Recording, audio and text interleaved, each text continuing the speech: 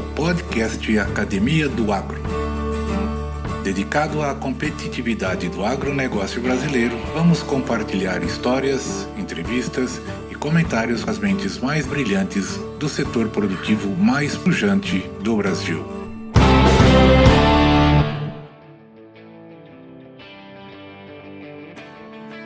A fé inabalável é o que sustenta o coração de um sonhador. Esta frase explica muito bem quem é este mineiro de Sacramento. Perseverante, de uma cordialidade e humildade a toda prova, ele emana simpatia e entusiasmo em suas convicções e nas suas ações. Agrônomo de Viçosa, com mestrado em Ciências Agrárias na área de produção vegetal sustentável no Cerrado, construiu um rico cardápio de competências profissionais e comerciais, assimilando habilidades e experiências em diversos setores do agronegócio. Residente em Rio Verde, Goiás, atualmente é pesquisador em agrogeologia nos projetos pilotos de uso de agrominerais na produção de bioenergia do sudoeste goiano. Nosso convidado desta semana é Antônio Alexandre Visão. Visão, boa noite. Obrigado aí pela disponibilidade do seu tempo para a gente bater um papo, trocar algumas ideias. Aprender um pouco mais e complementar um pouco mais os nossos conhecimentos. Então, Visão, bem-vindos, tá? Bem-vindo. Fique à vontade, vamos aí levar um papo bastante legal. E para começar, eu te pergunto, me conta um pouco sobre você. Bom, me conta um pouco a sua jornada.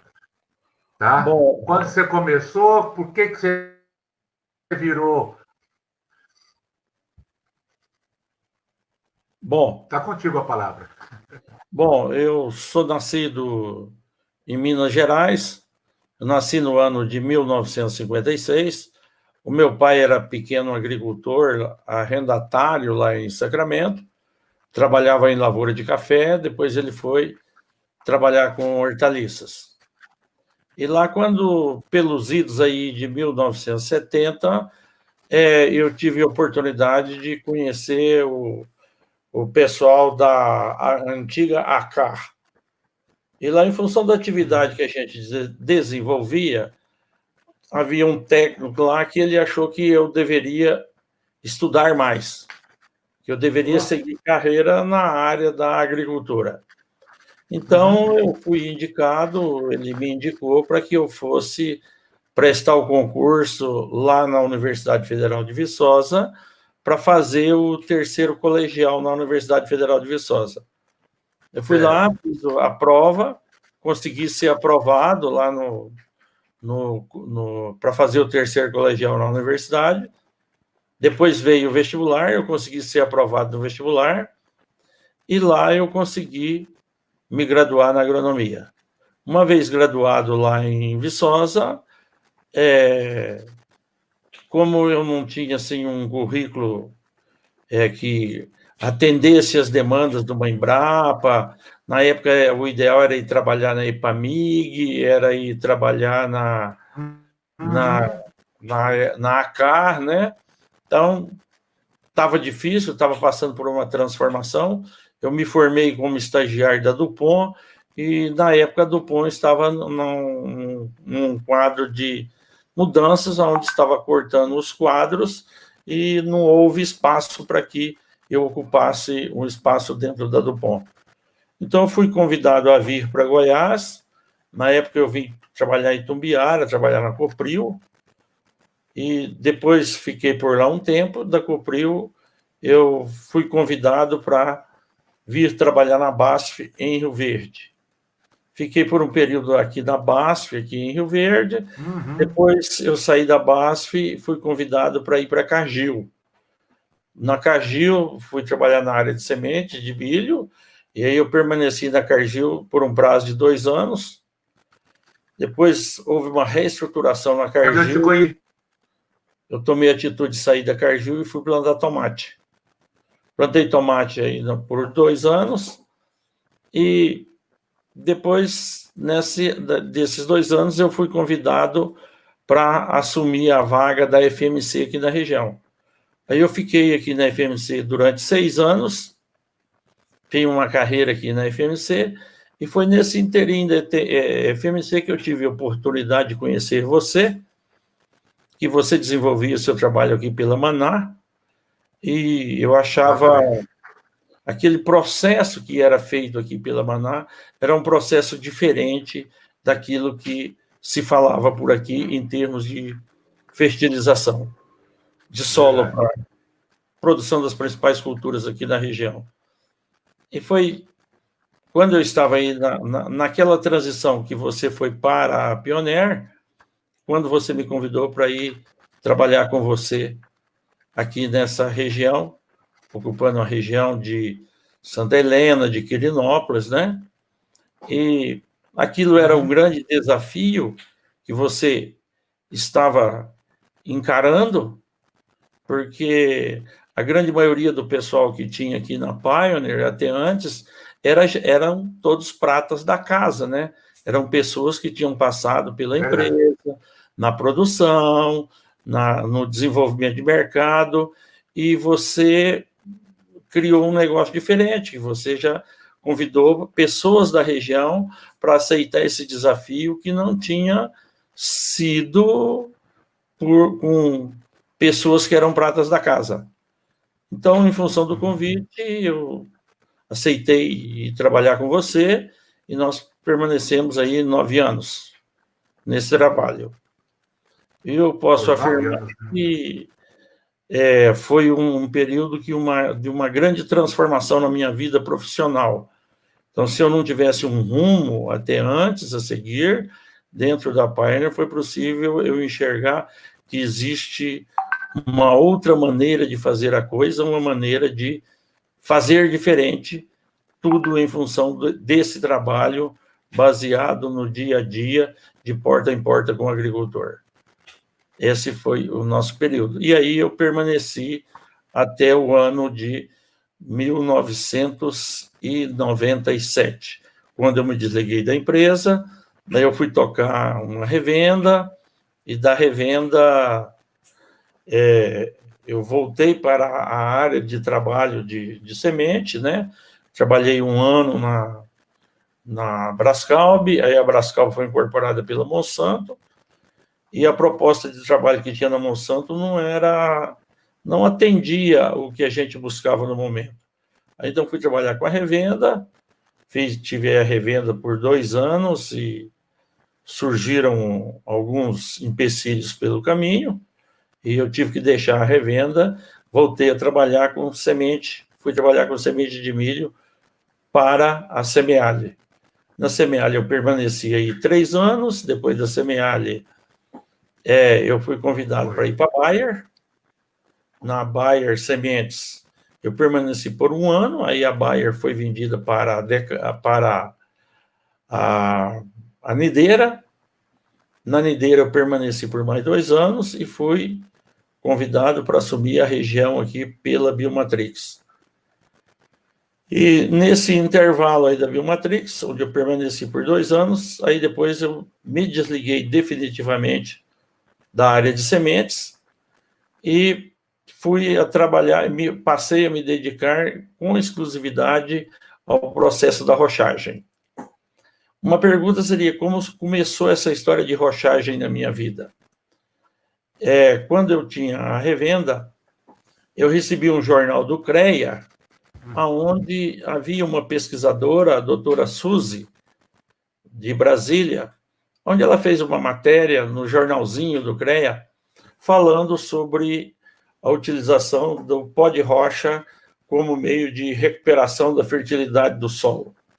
Eu li aquela matéria, fiquei um tanto quanto indignado, e como eu era, na época, inspetor do CREA aqui em Rio Verde, liguei para o presidente em Goiânia, e ele me disse o seguinte: se você não concorda, eu me senti ofendido, porque como pode, nós aqui, todo mundo agrônomo, e aí vem uma mulherzinha dessa aí, que nem agrônomo que é geóloga, interferir no nosso processo, falar um negócio desse. Eu estava um tanto quanto indignado com isso, E o presidente do CREA foi taxativo comigo. Não, Bizão, isso é muito simples. Ela apresentou isso aí no jornal, você monte um experimento, faça um trabalho aí, prova que isso que ela está dizendo não é verdade e a gente vai publicar. Então, nesse inteirinho, eu montei o meu primeiro experimento com milho, até foi num cliente tradicional da Pioneer, no Geraldo Mendonça Cruvinel, e lá nesse experimento, eu tive a oportunidade de... Foi a primeira quebrada que eu tive na cara, que eu fiz o experimento para provar que o que ela dizia não era verdade e pude ver que o que ela falava era verdade. Não me conformei com a situação, fiz o segundo experimento, e no segundo experimento, que já foi com soja, também se repetiu o primeiro evento. Daí eu parti para o terceiro evento, terceiro experimento que eu fiz para contestar. Não vou fazer mais um experimento. E no terceiro experimento que eu fiz, esse já foi no Tocantins, usando os mesmos pó de rocha que eu tinha usado aqui em Goiás, e mais uma vez veio confirmar que existia uma diferença favorável ao uso dessa tecnologia da rochagem. Então, a partir daí, eu comecei a me dedicar grande parte do meu tempo para esse processo. Aí nós formamos um grupo de estudo lá em Jataí, porque lá em Jataí tinha um professor da UNB que era de Jataí, e lá em Jataí tem o binômio da Costa Lima, que era um agricultor lá de Jataí, que já tinha usado o sistema de rochagem há muitos anos nas propriedades dele. Então, a partir daí, nós passamos a fazer esse trabalho e eu fui me inteirando da coisa. Nisso aí entrou em jogo a Embrapa, nós começamos a trabalhar junto com a Embrapa. Antes de trabalhar com a Embrapa, eu fiquei ligado à UNB, que isso fazia parte de um projeto da UNB, onde era a coordenação do professor Otto Leonardos. A partir daí, então, foi que apareceu o Dr. Éder de Souza Martins, que é o coordenador nacional do projeto de rochagem pela Embrapa. Então, nessas alturas do campeonato, eu fui transferido da UNB, eu fui convidado a deixar a UNB e trabalhar com o Dr. Éder Martins lá no CPAC. No CPAC, nós ficamos me tornei bolsista da Embrapa, onde eu permaneci por um período de 5 anos, e nesse inteirinho eu tive a oportunidade de fazer o meu mestrado. Eu fiz o mestrado no IF Goiano, na área de concentração de conhecimento na área de fertilidade do solo, com a aplicação da tecnologia da rochagem. E a partir daí nós começamos a desenvolver essas parcerias com as pedreiras que tinham os produtos na região. E estabelecemos, então, as parcerias da pesquisa, que antes era a Embrapa, com as empresas privadas, que foi que permitiu a gente a desenvolver esse trabalho. Esse trabalho nós viemos desenvolvendo, nós estabelecemos uma linha. Nós tivemos a oportunidade de ter o primeiro cliente que topou a fazer uso do nosso centro de pesquisa. Foi durante 3 anos lá em Jataí, e lá em Jataí nós tivemos a oportunidade de conhecer o Rogério Vian, que foi o pioneiro desse nosso processo, foi o primeiro agricultor que se dispôs a usar o processo de rochagem. Por que Rogério Vian teve a intenção, o propósito de usar a rochagem? Porque ele planta vizinho, numa área contínua, ao Parque Nacional das Emas. E lá, como ele está na área tampão, ele tem várias restrições quanto ao uso de defensivos. Então, foi em função disso que ele se dispôs a começar o uso do processo de rochagem, porque ele tinha essas restrições quanto ao uso de produtos químicos. Naquela área que ele plantava, na propriedade dele, não podia ser usado inseticida de tarja vermelha, não poderia ser usado herbicida de tarja vermelha. Então, ele foi a primeira pessoa a dar o start em usar esse sistema produtivo. Depois de Rogério Vian, apareceu, então, o próximo que apareceu em Rio Verde foi o Flávio Faedo, que deu sequência desse trabalho aqui em Rio Verde. De Rio Verde, nós conseguimos estabelecer cliente em Joviânia, aqui no estado de Goiás. De Joviânia, nós estabelecemos um cliente base também em Piracanjuba. No Piracanjuba, nós tivemos o início com 2 agricultores, e de Piracanjuba nós estabelecemos em Cristalina, em Ipameri. Então, se for olhar no mapa, nós fizemos uma linha que ela começou lá em Mineiros e terminamos ela lá em Cristalina. Então, nós tivemos uma rede que ela estabeleceu essa linha. Foi a partir daí que a coisa foi tomando uma certa proporção, tomando corpo. Aí nós conseguimos fazer o registro do primeiro produto para a remineralização aqui no estado de Goiás.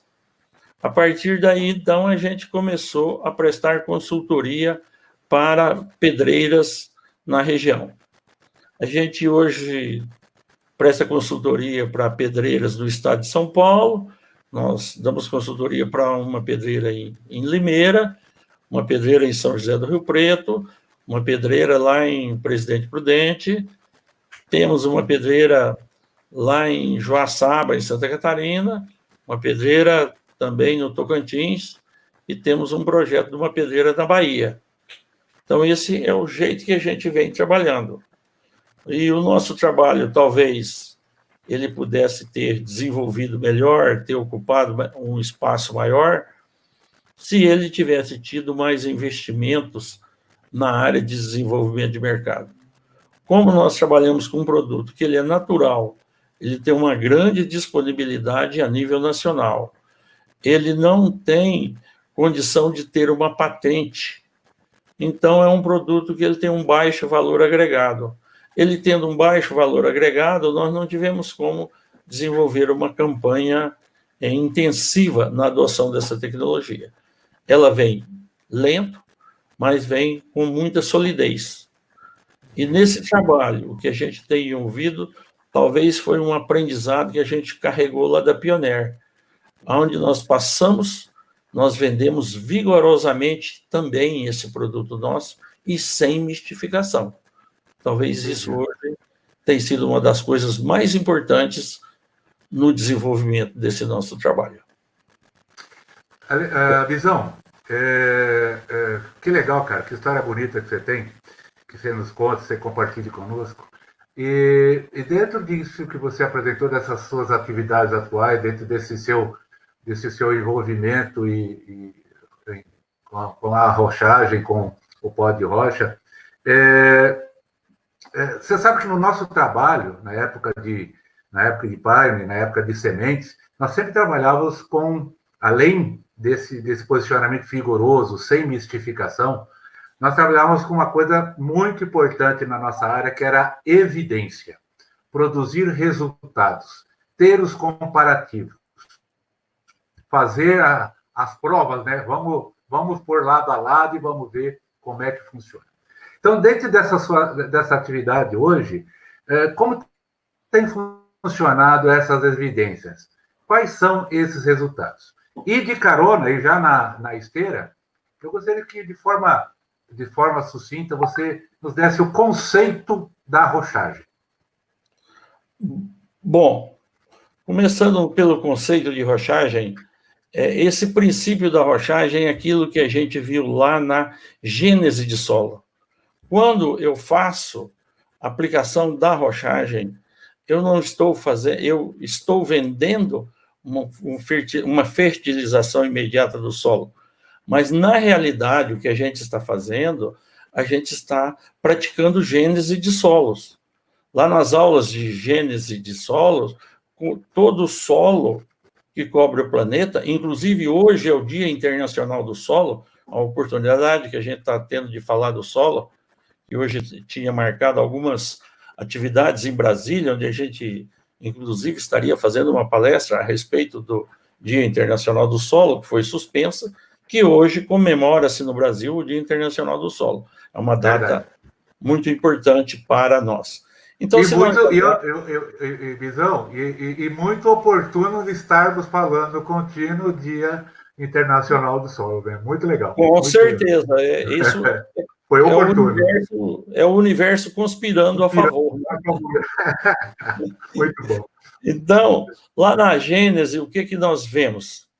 Nós temos a formação do solo, que todo solo que existe no planeta, um dia ele já foi uma rocha. E em cima dessa determinada rocha, atuou os fatores do intemperismo. Primeiro eu tinha somente a litosfera, em cima dessa litosfera atuou uma atmosfera que me forneceu calor para esse ambiente.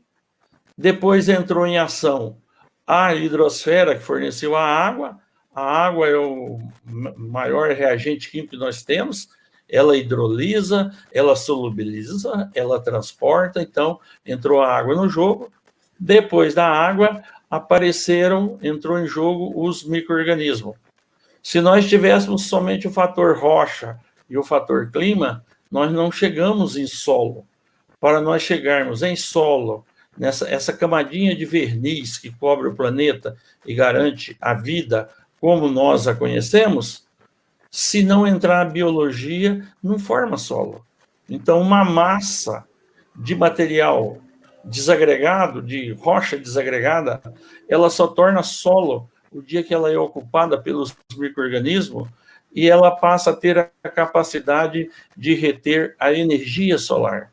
Então, enquanto eu tenho uma massa só de material que ele não consegue reter e guardar a energia solar, eu não consigo formar solo.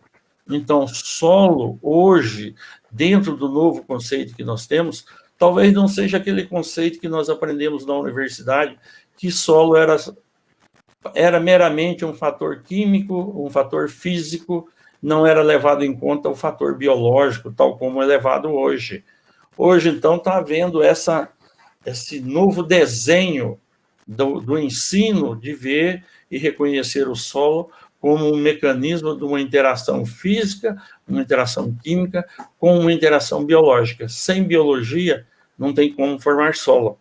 E o que é que nós fazemos, o que é a proposta do nosso trabalho? Aquele trabalho para uma rocha se desmantelar sozinha na natureza e tornar um pó, é um processo que ele demora milhões de anos para acontecer. Mas com a tecnologia que hoje existe na produção do agregado da construção civil, nós temos, paralelo a isso, a produção do pó.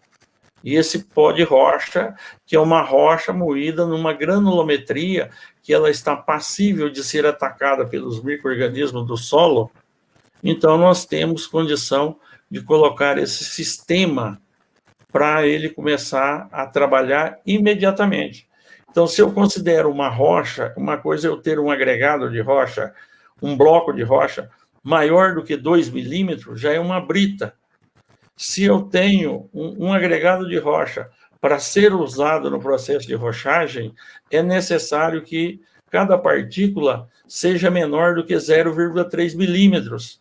Então, uma rocha, para ser usada no processo de rochagem, na pior das hipóteses, ela tem que ter a granulometria de uma areia fina, porque é necessário essas interações que vão acontecer para que isso chegue no processo. Se olhar para uma areia fina, que ela vai até 0,2 milímetros, o que eu tenho nisso? Eu estou caminhando para chegar na fração silt e chegar na fração argila.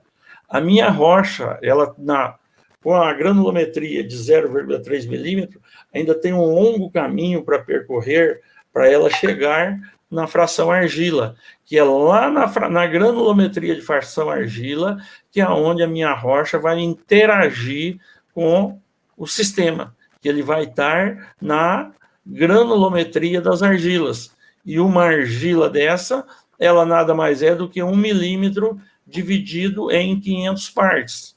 Então, é por isso que, para que a solubilidade apareça no meu pó de rocha, que eu tenha um agregado moído num pó onde eu tenha mais que 80% das partículas seja passante na peneira de 0,3 milímetro. Então, esse é um dos principais detalhes que existe no processo. Então, se eu tenho dentro do meu solo uma partícula que ela não está passível de fazer essas trocas, que ela não é capaz de gerar, interferir na CTC do solo, eu não consigo tirar proveito dessa tecnologia. Então, às vezes, a gente vê que na construção civil, todo material que é passante pela peneira de 4,8 milímetros, para a indústria do agregado, é chamado de pó de rocha. Mas para a agricultura, para ser chamado de pó de rocha, o material tem que ser passante na peneira de 0,3 milímetros. Então, veja você que são coisas distintas e coisas muito claras. Então, essa é um caminho que vem. É daí, porque se eu pegar o pó de rocha que sai lá da indústria da construção civil, ele não tem solubilidade. Ele só vai ter solubilidade quando ele tornar-se disponibilizado no solo pelos micro-organismos do solo. Então, são coisas que elas caminham juntos. Tal como não se forma solo sem a biologia, nós também não conseguimos disponibilizar os nutrientes disponíveis no pó de rocha sem interação com o processo biológico. Então, esse processo... Então, é um processo, Visão, que anda muito paralelo hoje, por exemplo, com a filosofia, o conceito do plantio direto, do cultivo mínimo. São coisas que elas se complementam. Então, portanto, veja você que nós nem desenvolvemos processo do uso de pó de rocha em plantio convencional. Nós já entramos direto porque são conceitos, são tecnologia que elas se agregam mutuamente. Então, são processos que eles vão interagindo um com o outro e essa interação é uma interação altamente positiva. Que legal. Me fala uma coisa, e as evidências que você tem encontrado ou tem gerado nesse seu trabalho atualmente, ao longo desses últimos anos, Visão, em relação porque assim, é o tal de São Tomé, o produtor, dentro das suas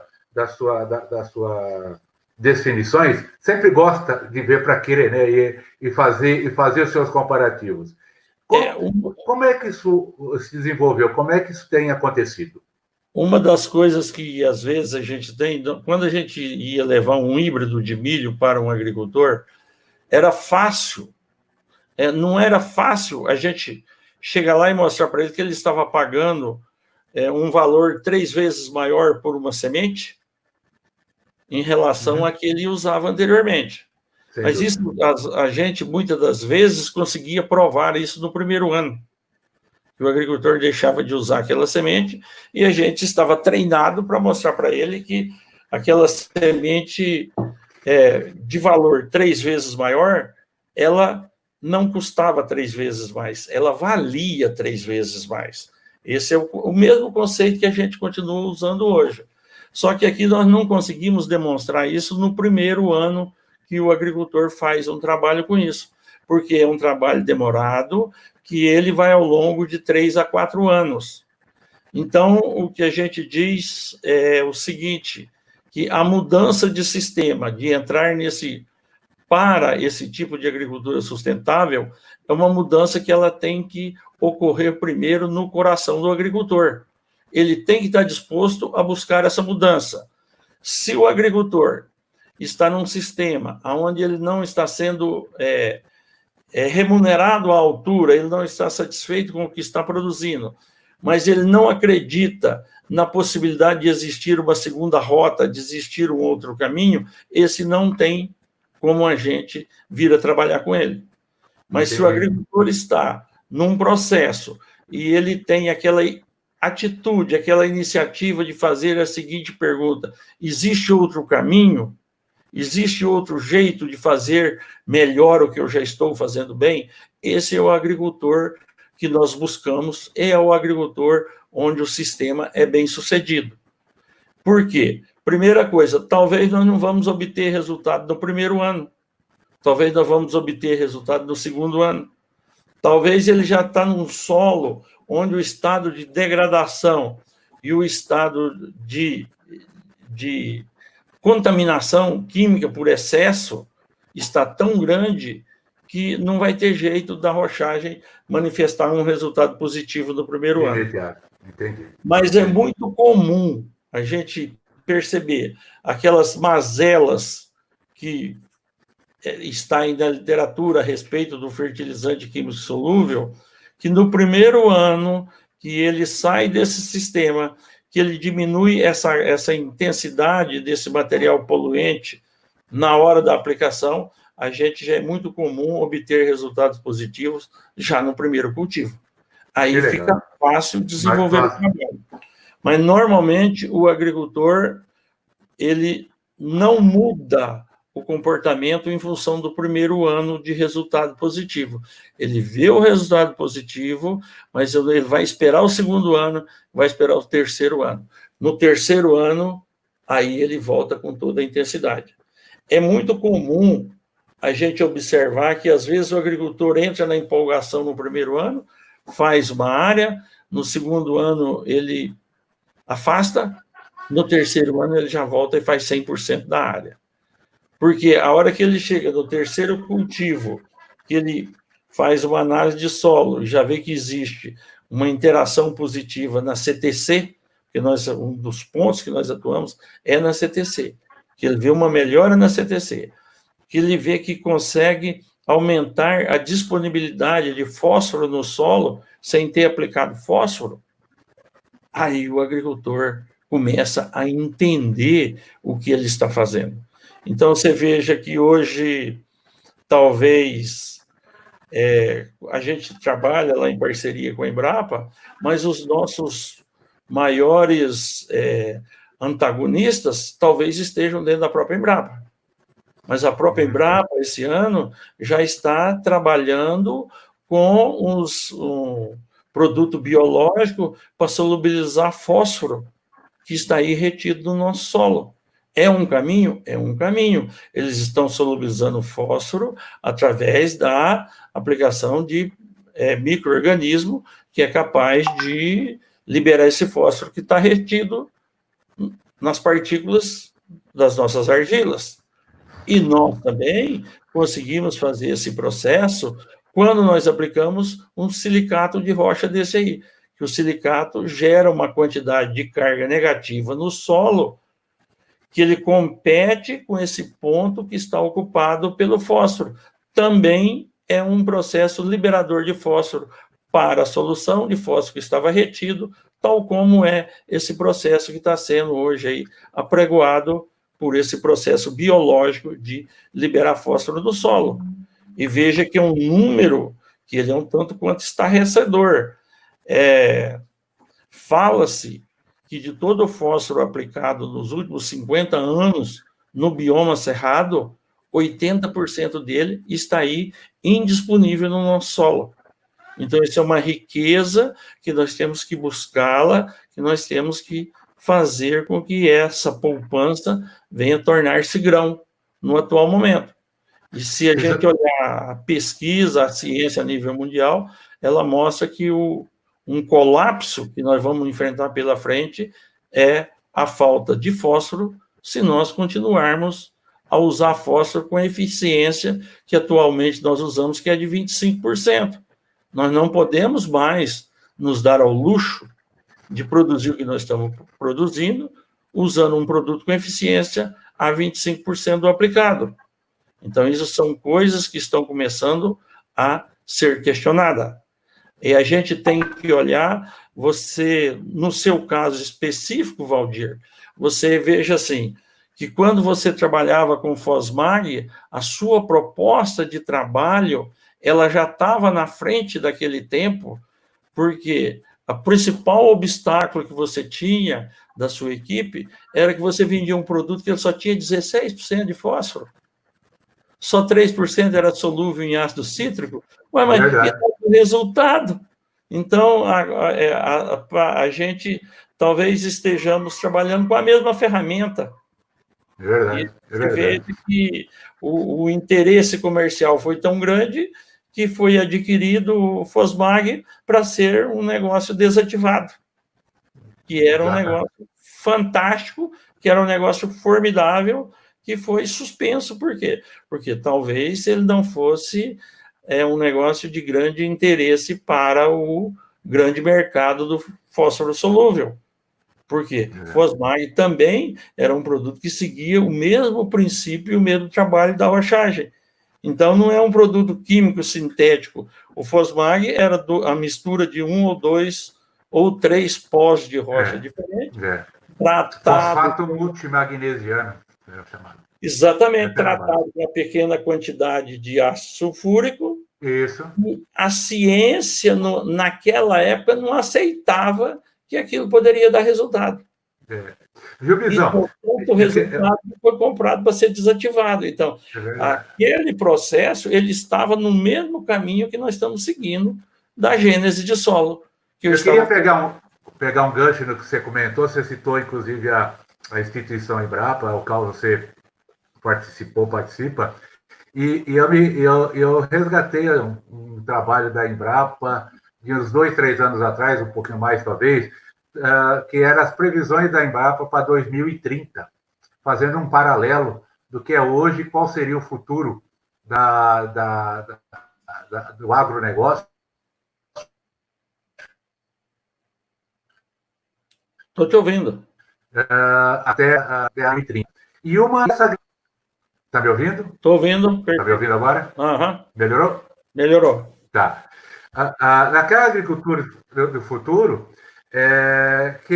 dizia que tinha algumas bases aonde deveria estar alicerçada, que seriam máquinas autônomas, alimentos geneticamente modificados, inteligência artificial, maior acessibilidade a produtos tecnológicos, agricultura sustentável através do plantio direto e aí inovações biológicas. Né? Faz sentido. Então, até esse antagonismo que você encontrou lá, a própria Embrapa visualiza isso para o futuro como uma base sustentável, seja a roçagem, seja os produtos biológicos, tudo isso que nós comentamos como alicerces, hoje, mais do que nunca faz sentido. Concorda?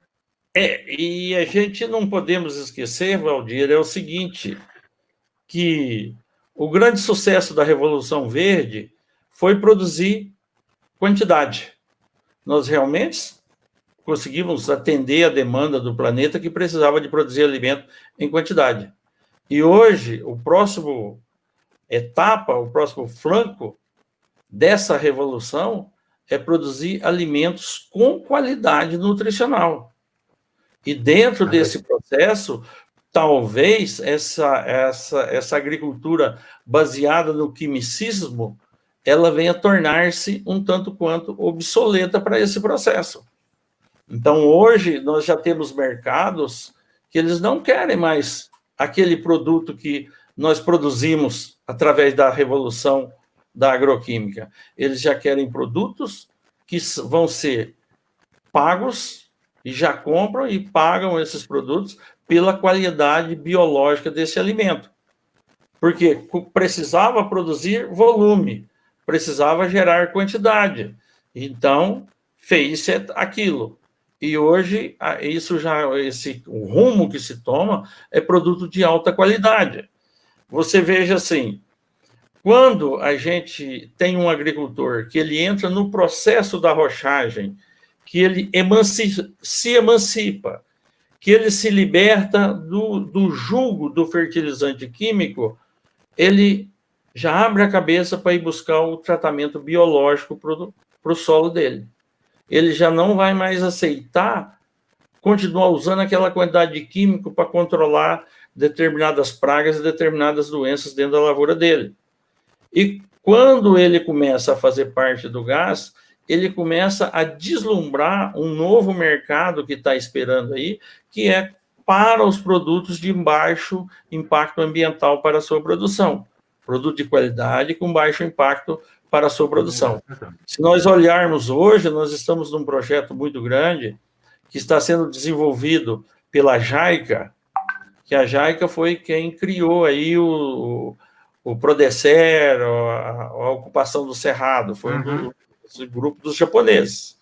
E hoje a JAICA está investindo muito dinheiro na pesquisa da arrochagem para que nós possamos melhorar a qualidade da soja brasileira.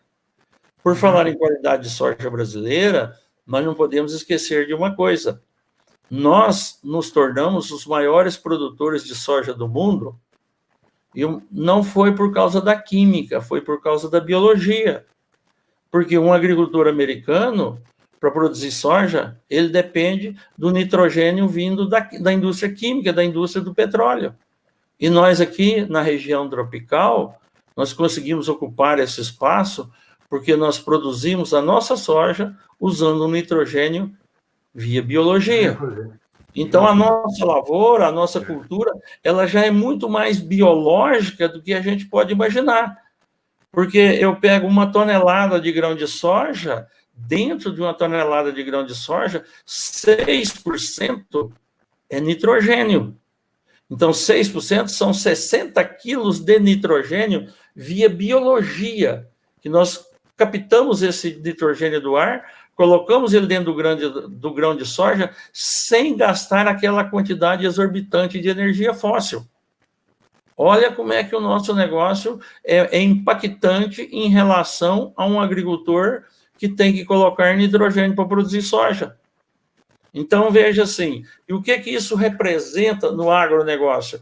É que numa tonelada de soja, 60 quilos são de nitrogênio que nós coletamos da natureza por um processo biológico. E numa tonelada de soja, vai 60 quilos de nitrogênio, mas vai apenas 9 quilos de potássio, vai apenas 5 quilos de fósforo. Então, veja você que a nossa soja, ela já é diferente da soja que até antes o planeta conhecia. Então, as pessoas querem adquirir a nossa soja porque nós pegamos esse nitrogênio da natureza, desse estoque que está aí, que o ar que nós respiramos é 78% de nitrogênio, nós buscamos nitrogênio desse estoque, não de energia fóssil. Então, já tem comprador a nível de planeta que já consegue identificar essa pequena diferença na produção da soja brasileira. Vantagem competitiva, né, Bisão? É uma vantagem competitiva que nós temos. Então, nós já podemos afirmar, a nossa produção de soja, ela, em grande parte, ela já é biológica. Então, ela já é de agricultura sustentável. Então, grande parte do processo, nós temos isso que o resto do planeta talvez não tenha. Quem planta soja no ambiente de clima temperado vai usar essa tecnologia? Talvez no futuro possa usar. Mas hoje, para que o risóbio funcione, é necessário que o solo esteja com a temperatura de 26 graus na hora da germinação. Vai dar trabalho para esse povo chegar aonde nós já estamos, né? Haja aquecedor para isso. Haja aquecedor. Bisão, nós já estamos com olha, 40, quase 45 minutos já de bate-papo, e acho que nós poderíamos ficar aqui conversando muito mais tempo. Mas a ideia é que isso aqui seja um de muitos outros episódios que queremos fazer. E eu queria te deixar uma última pergunta, e já deixar o convite para uma próxima oportunidade, para que a gente possa explorar um pouco mais esse bate-papo. Eu achei extremamente enriquecedor. E eu fico muito feliz comigo mesmo. Eu fiz um comentário no início do nosso bate-papo, que eu dizia assim, aprendi 2 vezes. Isso aqui, para mim, foi uma baita aula, uma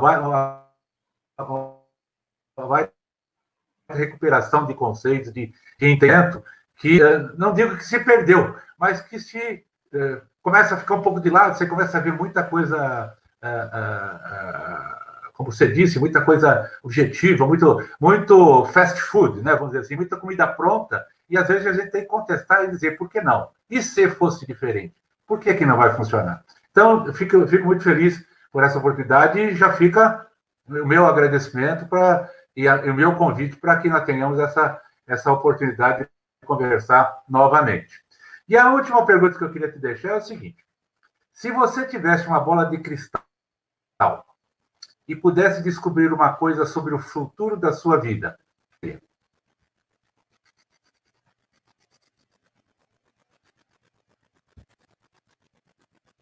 Bom, sobre o futuro da minha vida, o que eu posso dizer?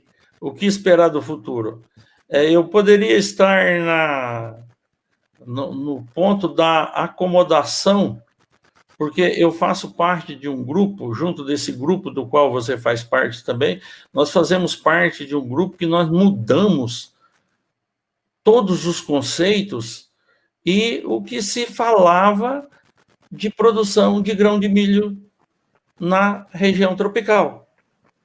Então, até nós fizemos parte de uma revolução, nós fomos os guerrilheiros dessa revolução que aconteceu, porque quando nós começamos a mexer com isso, era quase que impossível pensar em colher 6 toneladas de milho por hectare na região tropical. Existiam muitas teorias, existiam muitos livros escritos mostrando e demonstrando que era impossível a gente colher mais que 6 mil quilos de milho por hectare na região de clima tropical. E nós fazemos parte do grupo que conseguiu provar para a ciência, provar para a pesquisa que isso era uma inverdade. Uma inverdade que... Como que derrubou-se essa inverdade?